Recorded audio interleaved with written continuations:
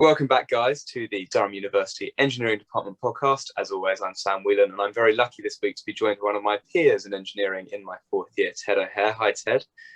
Hi, Sam. Thank you for having me. It's an honour. Well, absolute pleasure, mate. Always a pleasure to chat to you, even if it is over Zoom this year. It's the best we can do. Now then, for the people listening today, could you tell us a little bit about your background and why and how you ended up studying engineering at Durham for us? Sure. Hello, I'm Ted. I'm a fourth year studying civil engineering with Sam. I'm from Hebden Bridge in West Yorkshire.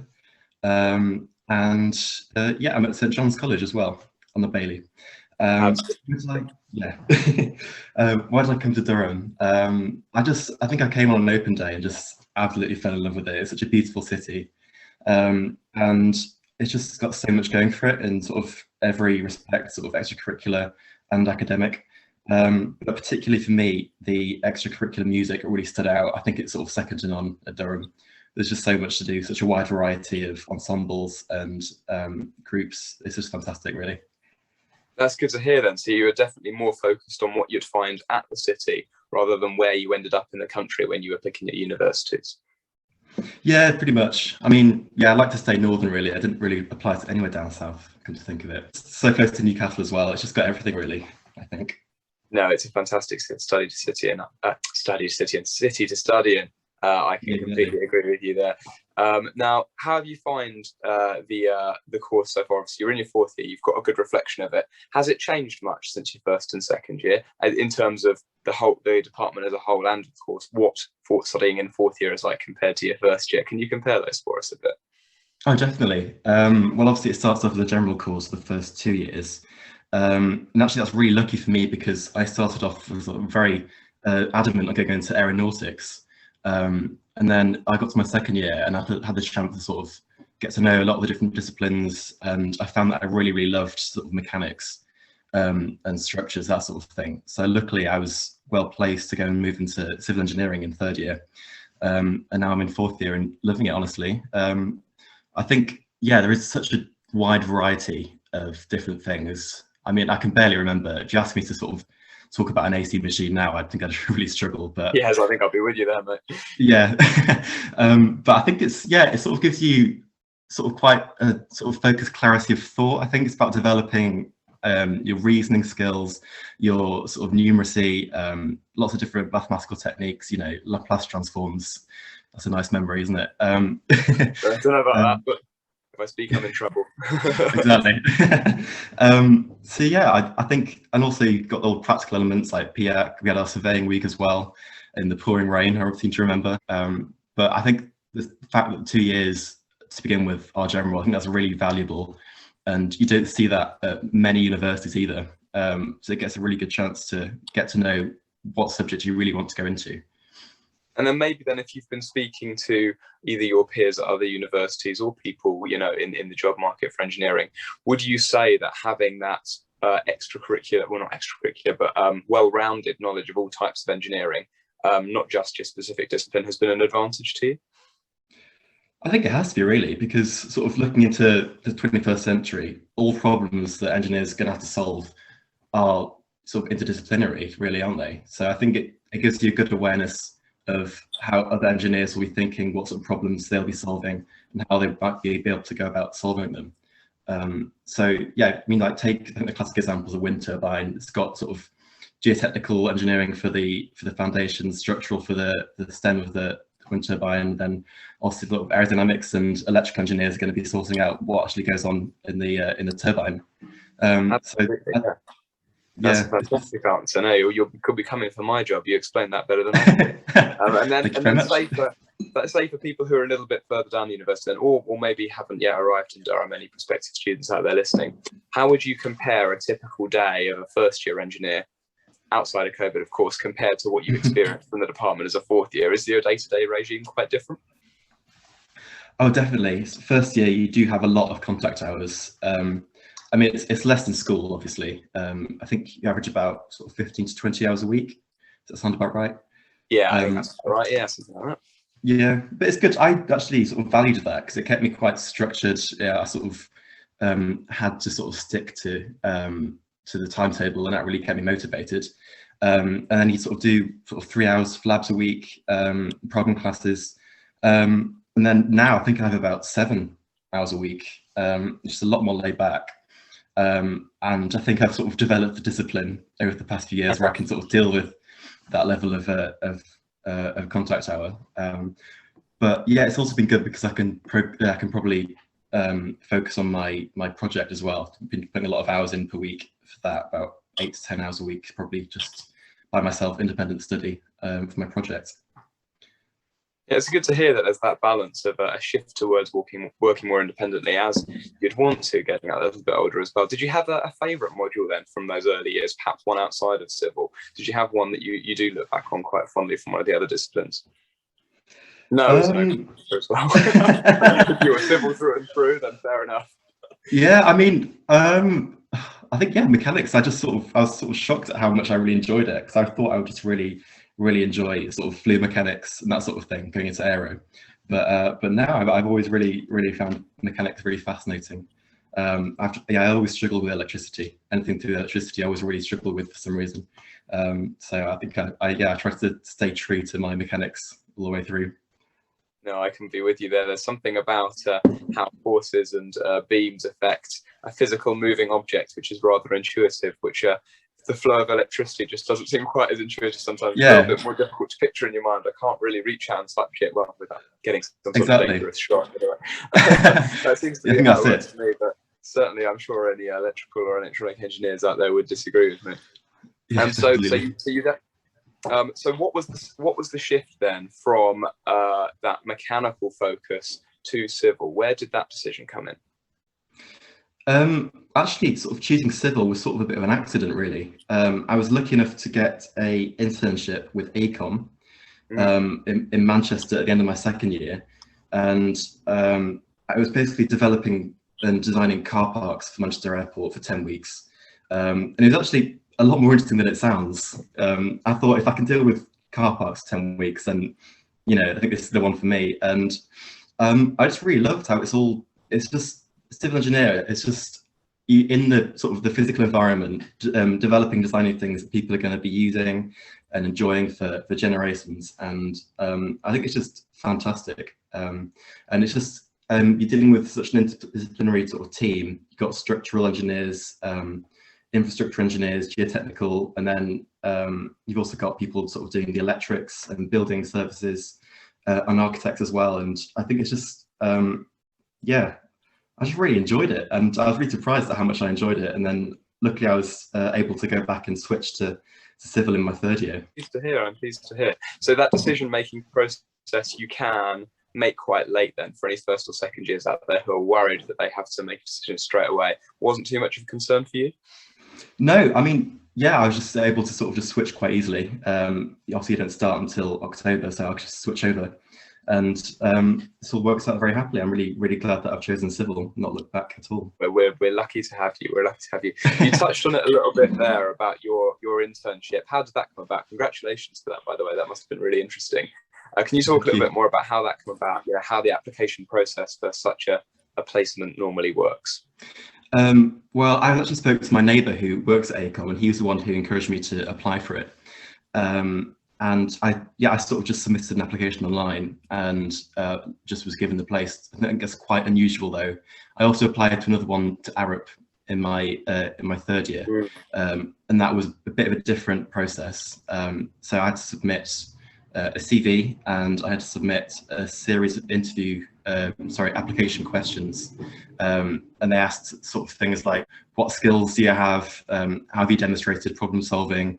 They also said, which building inspires you the most? A sort of less tangible things, more subjective things. It's quite difficult for an engineer to talk about something in like a wordy essay style sort of question. But yeah, I think I chose Durham Cathedral in the end, because it's quite an amazing building, to be fair.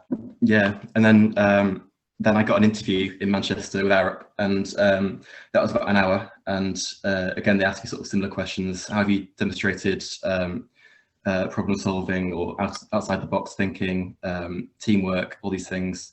And it sort of just turned like a nice chat about, I think, like concrete, which sort of talked about the sculptural qualities of concrete for about half an hour. because I'm a big fan of the Student Union building and Kingsgate Bridge, of course. So I was able to talk about that. And yeah, I actually got the place, but sadly because of the pandemic, it was cancelled. So I was left with nothing to do last summer, which is quite sad. Yeah, I'm sorry to hear. I think a lot of people will be in a similar situation to you, unfortunately. Last summer was a very, very strange one. But looking to a future where we don't have to worry about such things, you definitely recommend then taking the opportunity to pop out into industry, even if you're not on the sort of course that would have a year in industry. Because we do have, you know, a very, very long summer here at Durham compared to some other universities. You can get in a good 2, maybe even 3 months at another at a company if you are really dedicated. So we would encourage, you know, anyone out there to get your applications in for when, of course, the pandemic is a little bit quieter. Now, were you sold on the big private machine on your work there? Are you going to be graduating out into the big wide world of engineering, or perhaps something else maybe? Well, actually, again, sort of by accident, I'm actually going to be doing a PhD at Durham. I'm continuing on. Congratulations to that. Yeah, it's great. I was planning on graduating and becoming a structural engineer, but then my academic advisor sort of sent me an email saying, have you ever considered doing a PhD? I thought, no, but tell me about it. And then I think 2 weeks later, I had an application in and I was successful. So I'll be continuing at Durham next year with my current supervisor, Charles Ogard, and Will Coombs, and I'll be looking at basically developing models for very large deformations which are caused by small material failure, so things like landslides. And that's going to be using the material point method, which is weirdly what Disney used to model the weird snow in Frozen. So I don't know how it quite works, but it's the same method. So it should be very exciting, really. I'm really looking forward to it. Yeah, I'm sure it's going to be something you know exactly how it works in a very short period of time, especially if you're working with Charles Lagarde and Will Coombs, both fantastic people to work with in the department. Is that something you've really enjoyed at Durham then, working, you know, with people who have such expertise? Is that a highlight of your fourth year, would you say? Yeah, I mean, my final year project has been the absolute highlight of my degree. I've really, really enjoyed it. It's been looking at something called the virtual element method, which is similar to the finite element method. I suppose I should talk about the finite element method for those who are the uninitiated. It's really the cornerstone of modern sort of structural engineering, I think. It's a way of analysing very complex pieces of machinery or parts or anything really, where you don't have an analytical formula. Say, you know, for a spinning disc or a thick-walled cylinder, you have a equation that can tell you the stresses and strains and the displacements caused by a force. But if you take something like an aircraft wing or a bike part or a part of a car, they're very complex pieces they're very complex components. So what you have to do with the finite element method is you split the part into thousands of little cubes or tetrahedrals, and usually they're a lot easier to analyze by themselves. You sort of solve an equation, a partial differential equation inside each of the cubes, and then you sort of stitch together each of the elements back together to get the overall solution, and that gives you a very sort of quick and useful set of values for stresses and strains that will be experienced by a component, and that's a lot cheaper than doing sort of experimental testing, which is something that we used to do in the last century. So that's really what the finite element method is. The virtual element method is sort of a generalization of the finite element method, because it means that you're not limited to very sort of simple cubes or tetrahedrals. Yeah, you can actually have polygons of any shape, which is kind of quite weird, because you can analyze it without things called shape functions. Shape functions are how you interpolate the values inside of an element. So if you think of, say, a square, it's got 4 corners, 4 nodes, and you know what the values are of your solution at each of the 4 corners. You use the shape functions to interpolate inside the element, so you can find out the value at any point within the element, and then you can integrate across the entire part, and then you get your solution. With the virtual element method, you don't need shape functions. It works totally independently, and it's a very, very highly mathematical method. It was developed by some mathematicians in Italy, I think about 10 years ago. And the issue that I'm trying to solve is actually it's never really been presented in a way that makes sense to engineers. It's always these really horribly mathematical papers that say things like, as can be clearly seen by the casual observer XYZ, which makes no sense to people like you or me that study engineering. So my project has sort of been to try and recast it in a way that makes sense to engineers, because I think it could be quite useful in engineering, because you can sort of model more complex things using polygons than you can with squares or triangles. And I've been working with Charles Ogard on that, and he's obviously a world leader in continuum mechanics and other things, and it's been really fantastic, and it's been really rewarding as well, because he's not sort of it's been the sort of relationship where he sort of nudged me towards answers, not done it for me, so that's allowed me to sort of do things independently and work towards it myself, and that's been really, really rewarding. And yeah, I've now got my draft submitted and he seems happy with that, and it just feels great, honestly, that I've sort of hopefully made a contribution in some way to the field. I'm hugely pleased, and you were able to explain that very well as well. I appreciate you doing that for us. How have you found that relationship with Charles then? Is it very much a joint project? Obviously your name on the front of the paper is much his. I'm sure you're doing the brunt of the legwork, but how have you found that relationship? Yeah, so we've had our weekly meetings, and I've sort of been able to bring him questions sort of that he's been able to answer. He's not actually sort of been quite forceful at all. He's sort of had like a back seat and sort of nudged me towards doing the right thing, and never really doing it for me, which I really value, because it's my work, you know, it's all my work, which just feels a lot better than sort of someone doing it all for you. But it's really great to have someone that's a real expert and that you can go to with whatever question you want, and he'll be able to answer it. It's really been fantastic, yeah. And you'd say then that, you know, for anyone worried that, you know, work they've done before might not ever leave Durham University, you certainly reckon you've been able to create something here that will go on and better the field, maybe even in a journal article one day, hopefully for you. I think because what I've done is it's not actually novel. It's sort of taking something that already exists and sort of rephrasing it, putting it into a new way of thinking, in an engineering sense. I think it probably won't go into a journal, but I think hopefully we might be able to publish it on the department website. I think Charles said maybe hopefully we'll be able to help people that are interested in the virtual element methods, that want to try and get to grips with it that currently can't.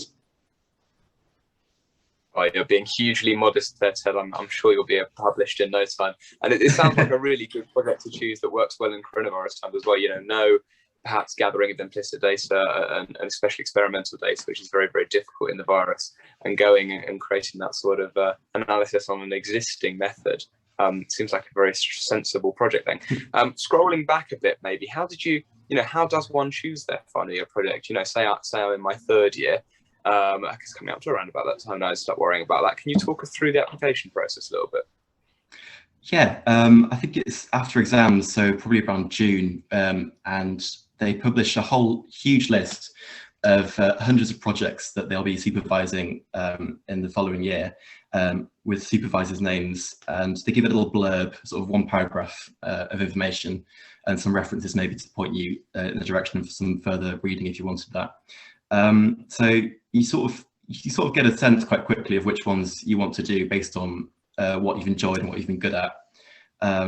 And I would really recommend getting in touch with the supervisor if you want some more information and get a sense of, you know, who they are, how they respond, and what sort of supervision style they're going to go for. So I was quite stuck between a few different projects with Charles and Will Coombs, sort of within solid mechanics.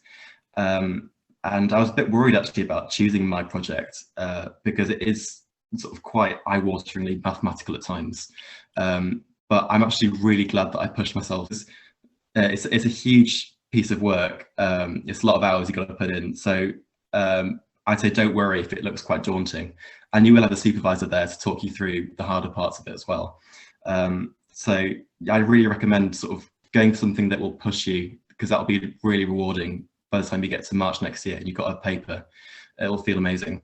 Sounds absolutely excellent advice. And you talk about it being a paper there as opposed to a report, stuff you've written before, maybe even comparing it to essays and stuff.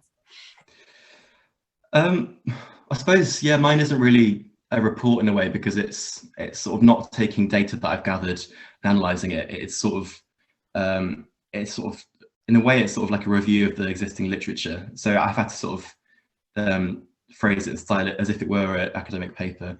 But also, I mean, these pieces of work can go on to be published. I think a lot of people do have their final year projects published as a paper in journal articles. So I think that's something that's worth aiming for, and writing in that style, it's not so different from stuff you've done in the past. You have a whole year to get to terms with it as well. Congratulations! It sounds like you've come up with a really, really cool project there. And I'll have to look forward to reading it myself when it's gone through those final stages. I'm sure I'll find it equally useful. Going a bit about then, obviously, because the final year isn't just about the report. What else does a fourth year civil engineer get up to when they're not doing their final year project?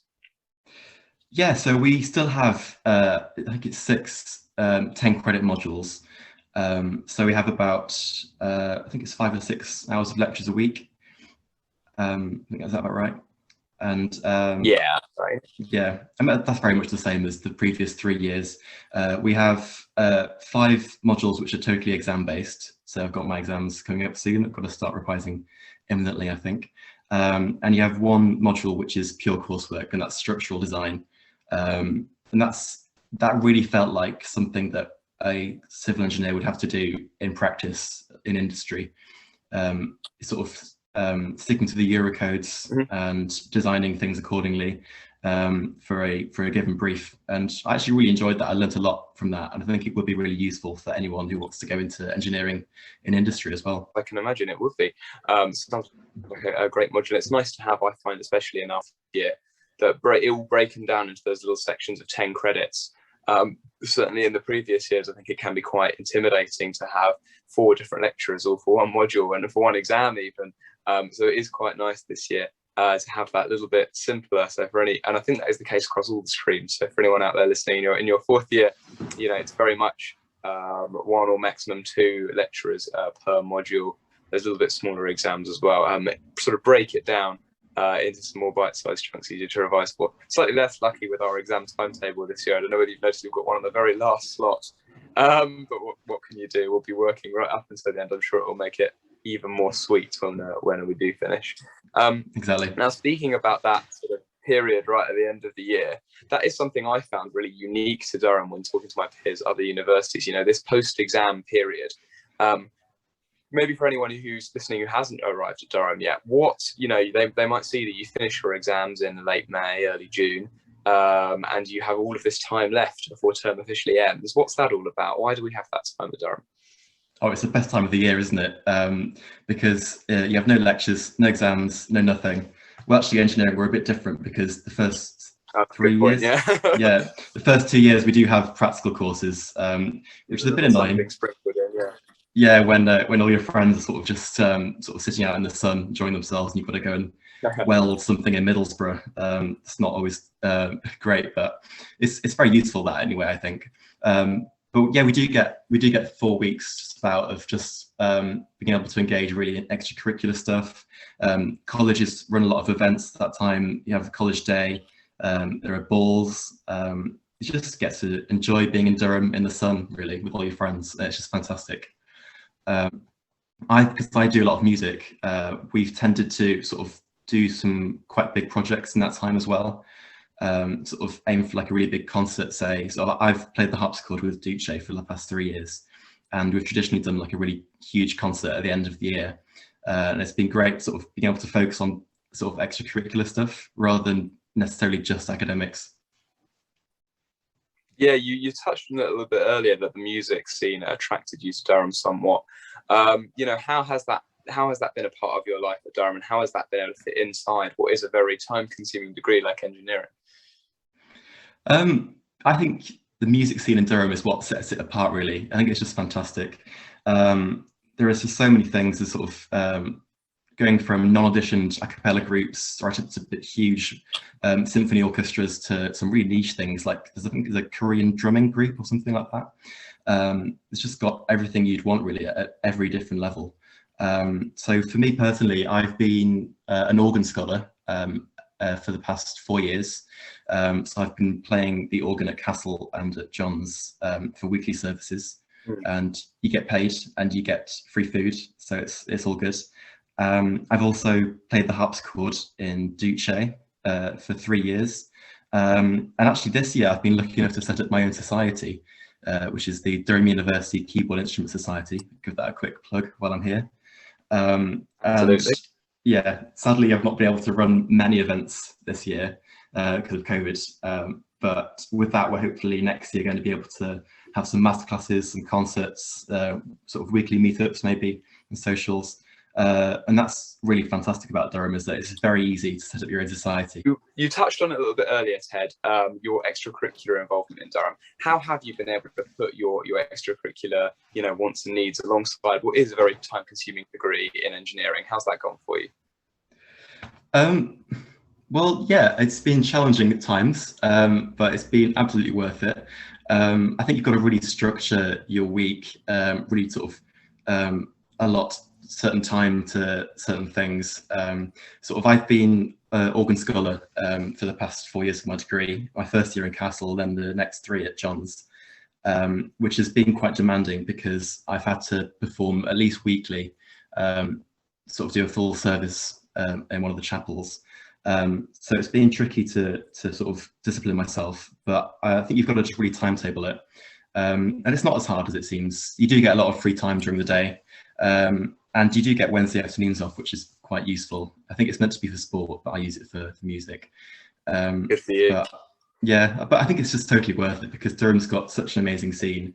Sort of with everything from non-auditioned vocal groups to symphony orchestras to Korean drumming and gamelan.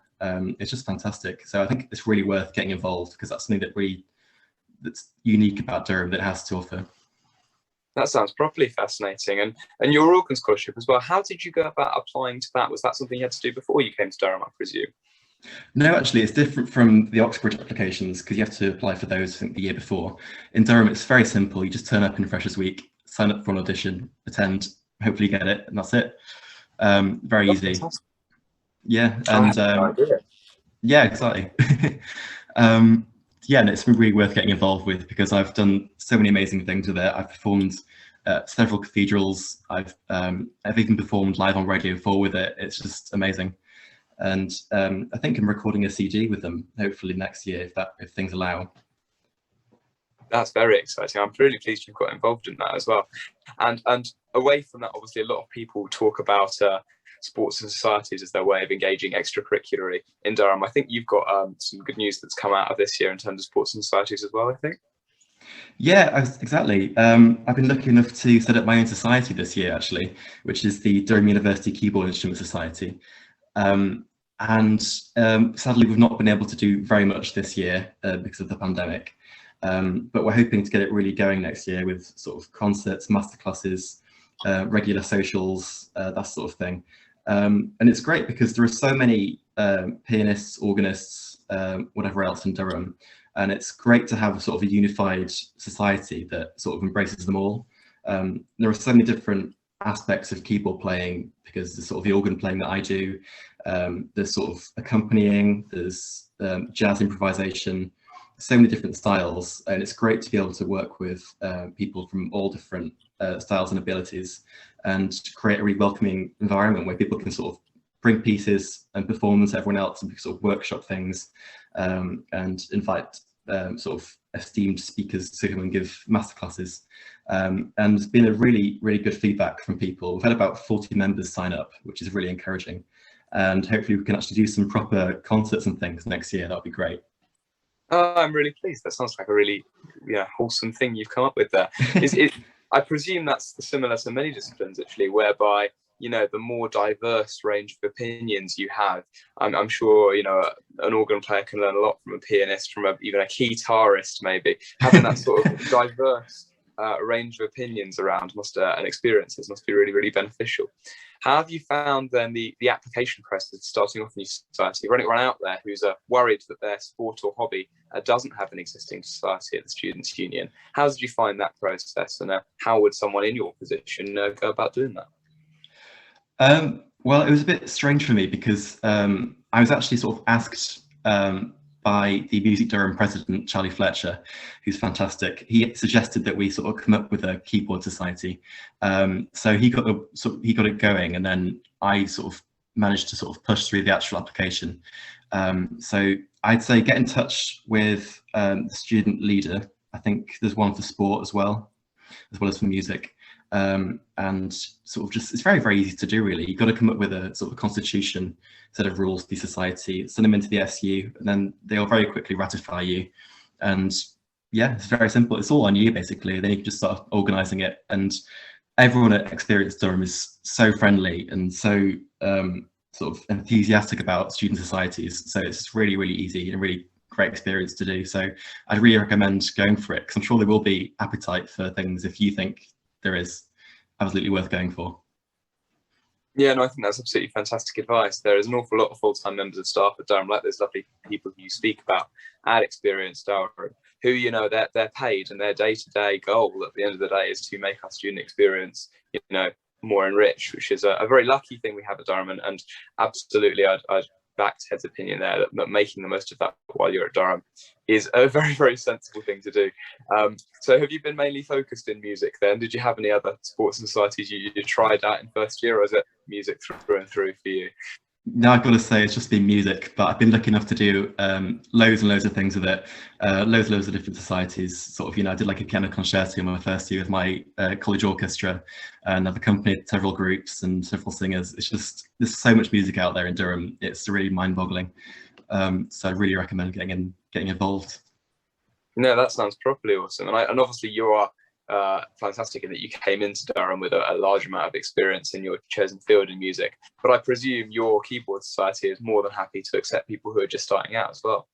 Yeah, absolutely. Yeah, please come and sign up. It's free to be a social member. So if you're listening to this, check out our website, and we'd love to hear from you. But also, yeah, it's true because about sort of music in Durham in general, because there are so many non-audition groups that you can just sort of turn up to. And it doesn't matter what ability you are, you can just start playing. Sort of orchestras, a cappella groups, everything really. So don't be put off if you don't feel that you're as good as other people. We'd still love to have you. Oh, that's fantastic. I'm really pleased you got the opportunity to talk about that. I'm certainly not very skilled myself, but if I was, I'd be signing up right this second. And that's something, of course, you'll be able to continue at Durham, I presume, now that you're doing a PhD. You'll be able to hang around in that music scene for a little bit longer. That must be a nice advantage for you. Exactly. That's why I sort of wanted to stay at Durham, really, because I was thinking about applying to other places, but I think the music in Durham is really sort of second to none. It's better than anywhere else, I think. So it'd be great to continue in some form in Ducas, my society, and with all the other things as well. It'd be fantastic. And then, you know, going on to do that PhD, I presume the sort of balance of time will be quite similar to you for this year, you know, working the majority of the year on this big project, having a bit less of the taught course. I can't actually say I know too much about PhDs. Is there much of a taught side to it, or is it very research focused, at least for engineering? Yeah, literally nothing taught at all. It's all your project really. And I think it's meant to be structured like a job really. So you sort of go into your office with your research group and you go there 9 to 5, work on your project, and that's it really. I think you can attend lecture courses if you want to, but I probably won't because I've experienced them all anyway at this point. You can go and teach in the labs actually. I think you can be a demonstrator, which I might go and do. So if you see me in there next year, come and say hi. Yeah, please do. Absolutely. He's a good bloke to get to know. I would recommend. Certainly been useful for me today. Anyway, now a lot of people, you know, in our positions might worry that a PhD is quite reserved to people who have a lot of money behind them to make that study happen. Is that the case? You know, are people needing to, you know, go out into the job market to make their money, or is, you know, academia a possibility as well? No, absolutely not. I mean, research funding is difficult to obtain, but I've done it. It's very doable. I know the government has just announced some cuts to funding, so I'm not sure how much that will affect PhD funding, but hopefully not too much. But there are so many opportunities out there. If you go to, I think it's called finderphd.com, which is updated daily with funded positions for PhDs around the country, and thousands of different projects, sort of loads of different disciplines, you know, biomedical engineering and future propulsion, future power, infrastructure, you name it, there's everything. And apart from those sort of funded positions, there's also generic funding available, which is what I've luckily managed to obtain, which is through the Durham department. I put in an application for their, they're called studentships, which means you get a stipend and your fees paid for. So I put in an application in December, and they decide out of all the applicants, I think there are a very limited number of places, I think 2 or 3, but they're there and they're worth applying for. And people do get them every year. So I really recommend having a think about, if you do want to do one, then approaching your potential supervisor and putting together an application, because it's very easy to do. And I think don't be put off. It does seem quite daunting, but it's nowhere near as a challenge as people might think. I think that's absolutely fantastic advice. And yeah, a bright future ahead of you as well. I look forward to coming back and listening to all about Dr. Aher's experiences at Durham. Congratulations again for getting that. That sounds really, really interesting. Thank you so much. That's pretty much all we had time. That's pretty much all we had time for here today on the podcast. Thank you so much again, Ted, for joining us. A really, really interesting and enthusiastic insight into the Durham course, which maybe not everyone expects from us engineering students, but I like to think we'll continue proving them wrong over the coming weeks. Thank you so much again, Ted, for joining us. Thank you so much. It's been a pleasure. Thank you for having me.